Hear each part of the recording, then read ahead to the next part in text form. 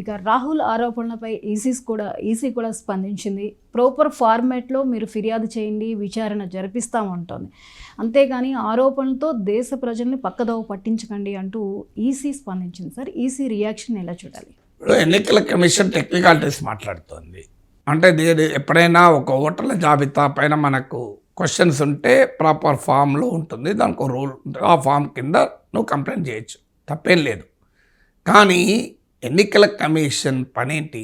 Article 324 of the constitution of India ప్రకారం election commission is responsible for free and fair election. దానికి Rahul Gandhi press conference పెట్టాల్సిన అవసరం లేదు, నాగేశ్వర్ మాట్లాడాల్సిన అవసరం లేదు టీవీలలో. That is the duty of the election commission. మీకు ఇప్పుడు కోర్టులు కూడా పేపర్లో వచ్చిన వార్తల్ని కూడా పిటిషన్లుగా తీసుకొని పబ్లిక్ ఇంట్రెస్ట్ లిటిగేషన్లు చేపడతాయి. చాలామంది తెలియదు, కోర్టులో కేసే వేయాల్సిన అవసరం లేదు. మనం కోర్టులో ఏ కేసు వేయకపోయినా పబ్లిక్ డొమైన్లో ఉన్న సమాచారం ఆధారంగా కోర్టులు కేసులను స్వీకరిస్తాయి. సుయో మోటో అంటారు దాన్ని. అంటే తనంతట తానే కోర్టులు పిఎల్ఎల్ను కూడా స్వీకరిస్తాయి. అంటే మీరు నేను పబ్లిక్ ఇంట్రెస్ట్ లిటిగేషన్ వేయడమే కాదు, 2-3 రకాల ఒకటి ప్రైవేట్ లిటిగేషన్. నాకు అన్యాయం జరిగింది, నాకు నష్టం జరిగిందని కోర్టుకు వెళ్ళచ్చు. ప్రజలకు నష్టం జరుగుతుంది, నాకు నష్టం జరగకపోవచ్చు. హైదరాబాదులో వరదల్లో భయంకర బీభత్సం, 4-5 గంటలు ఒక్కొక్కరు వెయిట్ చేశారు. నేనేం వెయిట్ చేయలేదు, నేను ఇంట్లోనే ఉన్నాను.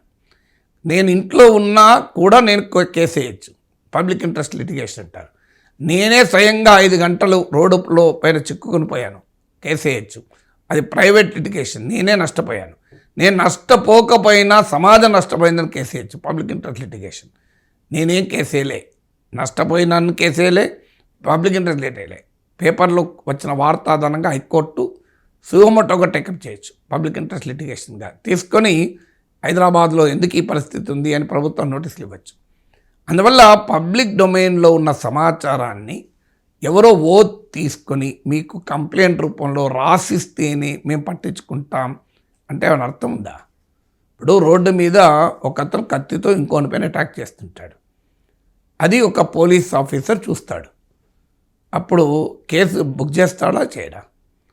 లేదు నువ్వు కత్తితో నన్ను పొడిచావని అతను వచ్చి నాకు కంప్లైంట్ చేస్తేనే నేను చూస్తా అంటే అంగీకరిస్తారా?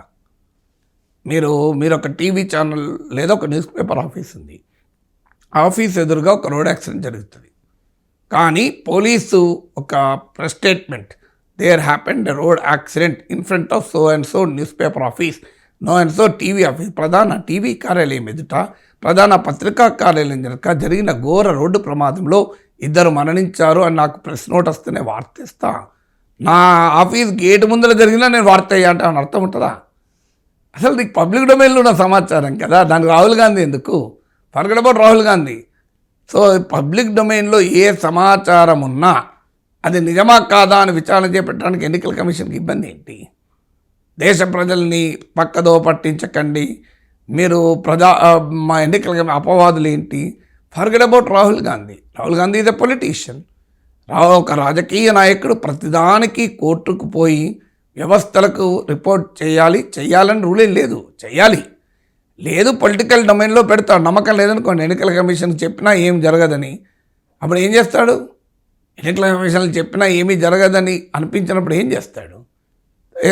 పబ్లిక్ డొమైన్లో పెడతాడు. ఇప్పుడు నేను మాట్లాడితే కింద పనికిమాలిన ట్రోల్స్ నోటికొచ్చిన కామెంట్లు చేస్తారు, ఇష్టం వచ్చిన మెసేజ్లు ఇస్తారు. కానీ నేను దాని మీద కోర్టులో కేసేస్తానా?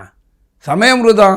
నాకు చిరాకు లేసినప్పుడు మళ్ళీ జనానికే చెప్పుకుంటాను, ఇంకా చూడు ఇలా పిచ్చిగా నా పైన కామెంట్ చేస్తున్నారని. అది కూడా ఎందుకు సార్ అంటున్నారు, కొంతమంది ఇగ్నోర్ చేయండి సార్, టైం వేస్ట్ అంటున్నారు. సో అందువల్ల వ్యవస్థలపైన నమ్మకం లేనప్పుడు కూడా కంప్లైంట్ చేయరు. సో రాహుల్ గాంధీ సమస్య కాదు ఇది, రాహుల్ గాంధీ బాధ్యత కాదు, రాహుల్ గాంధీ పని కాదు. రాహుల్ గాంధీ ఆరోపిస్తేనే, రాహుల్ గాంధీ ఫిర్యాదు చేస్తేనే నాకు తెలుస్తుంది, రాహుల్ గాంధీ ఫిర్యాదు చేస్తేనే నేను విచారణ చేపడతానని ఎన్నికల కమిషన్ అనడం ఏమైనా అర్థం ఉందా? ఎన్నికల కమిషన్కు ఏ రకంగా సమాచారం వచ్చినా, అది ఎవరు ఇచ్చినా, ఏ ఉద్దేశంతో ఇచ్చినా, if it is true verified, if it is not true ignore it. So నేను రాహుల్ గాంధీ పెట్టిన press conference power point presentation ఎన్నికల కమిషన్ అధికారులు చూడలేదా? వాళ్ళకి రిటర్న్గా రిప్రజెంటేషన్ ఇస్తేనే తెలుస్తుందా? మేమంతా చూసాం కదా, మీరెందుకు చూడలేదు? లేకుంటే నెట్లో ఉంటుంది చూడండి, యూట్యూబ్లో ఉంటుంది చూడండి, అన్ని టీవీ ఛానళ్ళల్లో ఉంటుంది. చూడండి, పబ్లిక్ డొమైన్లో ఉన్నదాన్ని కూడా నాకు రిటర్న్గా కంప్లైంట్ ఇవ్వాలి అంటే ఒక పోలీస్ ఆఫీసర్ తన ఎదుట కత్తిపోటు జరిగినా నేను కేసు బుక్ చేయను. కత్తిపోటు గురైన వాడు వచ్చి కంప్లైంట్ చేయాలి, నాపై పలానా కత్తిపోటు జరిగింది అని. ఎంత కత్తితో పొడిచారు, ఏ రకమైన కత్తితో పొడిచారు, ఏ టైంలో పొడిచారు, పొడిచినప్పుడు ఎవడన్నా సాక్షులు ఉన్నారా అంటే, సార్ మీరే ఉన్నారుగా. అరే నేనున్నానంటే ఎట్లా? సాక్షులు ఎవరన్నా నువ్వు తెచ్చుకున్నావా అంటే ఆ పొడిచేది ముందే తెలిసి తెచ్చుకోవాలి. అసలు ఏమైనా అర్థం ఉంటుంది ఈ లాజిక్లో? What is the logic of election commission? Why election commission should work with reference to Rahul Gandhi? With reference to Rahul Gandhi కదా ఇష్యూ. ఆ ఇష్యూ ఏంటి అనేది పాయింట్ తప్ప ఇష్యూ నిజమా అబద్ధం అది ముఖ్యం కదా.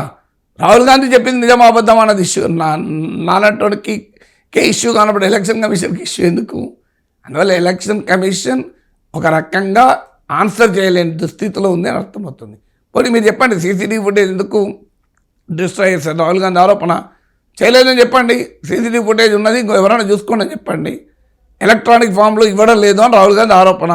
Prove him bluff. ఆయన చెప్పేది తప్పు చూడండి, ఎవరైనా ఎలక్ట్రానిక్ ఫామ్లో తీసుకోవచ్చు అని చెప్పండి.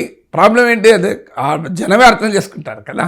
కానీ ఎన్నికల కమిషన్ నాకు ఓతు తీసుకొని నేను చెప్తున్నదంతా నిజమే అని చెప్పి రిటర్న్కి ఇవ్వాలట. సేమ్ కత్తిపోట్లు గురైన వాడు నాపైన కత్తిపోట్లు జరిగింది నిజమే అని నేను ఫిర్యాదు చేయాలి. నాకు కనబడుతుంది కదా, కత్తిపోటు కనబడుతుంది, ఒక కత్తి కనబడుతుందా? లేదు, అట్లా కాదు, కత్తిపోటు జరిగింది సార్, ఇంకో బ్లడ్ వెళ్తుంది సార్ అని నాకు అనవసరం. నువ్వు ఓటు తీసుకో, ఫస్ట్ కత్తిపోటు జరిగిందని ఓటు తీసుకో. సార్ నా ఓతే ఉన్నది సార్, ఇంకో పొడిచారు, బ్లడ్ అంతా వెళ్తున్నది సార్, మీరు కూడా చూశారు కదా, అదంతా అనవసరం. నువ్వు ఓటు తీసుకొని చెప్పు, కత్తిపోటు జరిగింది నాపై, దేవునిపై ప్రమాణం చేసి చెప్తున్నాను, నాపై కత్తిపోటు జరిగిందని చెప్పాలన్నా అంటే నాకు అర్థం కాదు. ఏం లాజిక్ అది ఎన్నికల కమిషన్ది?